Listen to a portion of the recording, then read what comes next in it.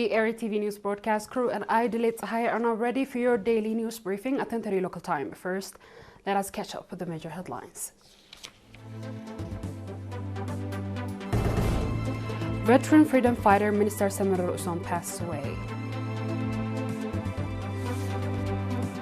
Seminar aimed at strengthening war disabled veterans organized held in Golit subzone.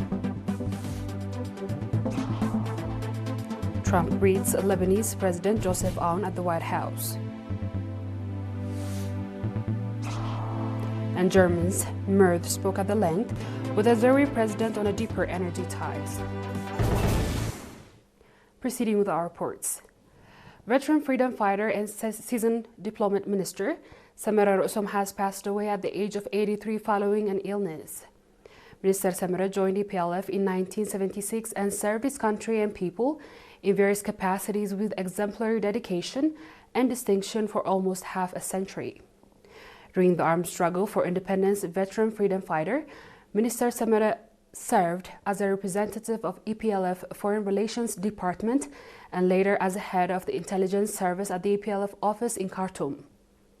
After independence, Minister Semere was appointed First Secretary of Provisional Government of Eritrea and Sudan from 1991 to 1992, Director General of American Desk at the Foreign Office from 1993 to 1996, Eritrea's Ambassador to the United States from 1997 to 2003, Governor of the Central Region from 2003 to 2006, Minister of Education from 2006 to 2018, and simultaneously Minister of Education and Eritrea's Ambassador to the Ethiopian from 2018 to 2025.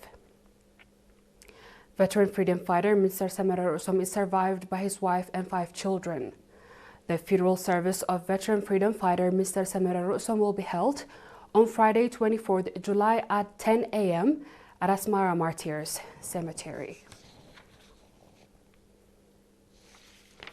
The Golit Subzone branch of the National Association of Eritrean War Disabled Veterans organized a seminar aimed at enhancing the association's organizational capacity and strengthening the productivity of its members.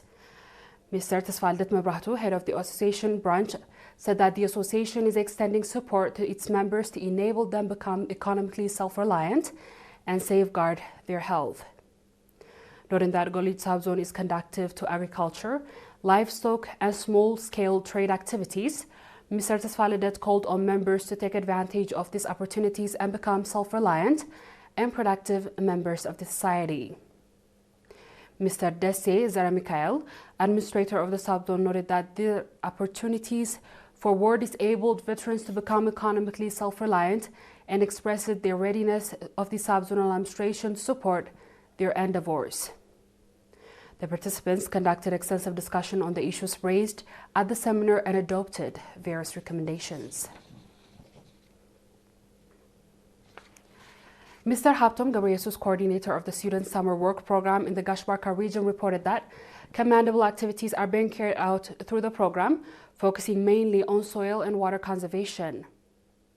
Mr. Haptom indicated that about 1,300 students, coordinators, and agricultural experts from 17 high schools are participating in the program at 17 centers of the subzone of Logo Ansaba, Aordet, Barantu, Molki, La'alaigash, Haikota, Fortosawa, Tesene, and Golij. Mr. Haptom also said that the program includes the planting of 240,000 tree seedlings, the cultivation and maintenance of more than 150,000 trees, the construction of over 400,000 meters of water catchment structure and terraces, as well as renovation of dirt roads.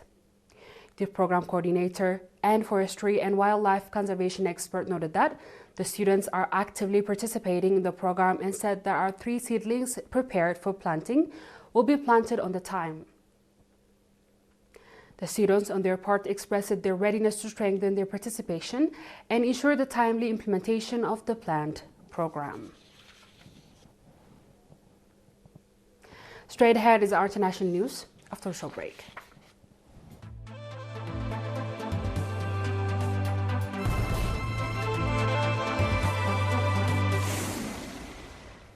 Welcome back. U.S. President Donald Trump welcomed Lebanese President Joseph Aoun on the White House on Tuesday, July 21st. Trump told reporters that he felt very good about Aoun's visit and that he expected progress. Aoun is expecting to present Trump with a plan on how to disarm Iran-backed militant group Hezbollah and secure Israel's withdrawal from Lebanon. Aoun, who served as the commander of Lebanese U.S.-backed army before being elected president last year, is the first Lebanese head of state in nearly 20 years to visit the White House, where he is meeting Trump face-to-face for the first time. Aoun arrived in Washington at the weekend and met with U.S. Secretary of State Marco Rubio on Sunday, telling him that Israel should begin withdrawing from southern Lebanon in the line with the U.S. brokered June 26th agreement between Lebanon and Israel.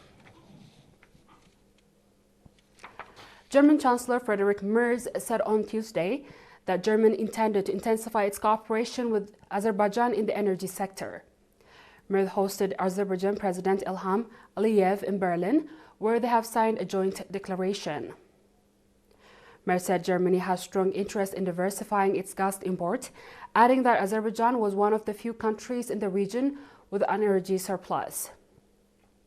Germany is looking to strengthen its energy security since Russia's invasion of Ukraine triggered a scramble to replace Russia's gas supplies. Azerbaijan oil and condensate production in January to June amounted to 13.3 million metric tons, according to Azerbaijan Energy Ministry. On our last report, Russian Defense Ministry released on Tuesday, July 21st, two separate videos showing its Tu-22M3 long-range bombers performing a scheduled patrol flight over the ballistic Tu-95 nuclear-capable strategic bombers conducting similar mission over the Sea of Japan. The bombers were routinely escorted by the fighter jets. At a certain point, Russian planes were shadowed by foreign aircraft, the ministry said. The flight over the neutral waters of the Baltic Sea lasted for 4 hours, the ministry said. It did not specify the duration of the flight over the Sea of Japan. Dear viewers, we've come to the end of tonight's news. Let's have a quick recap of the headlines.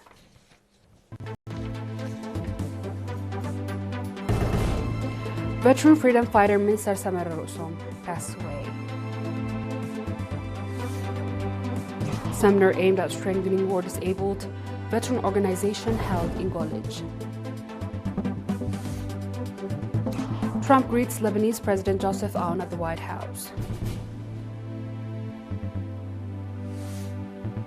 And Germans Merz spoke at length with Azeri president on a deeper energy ties.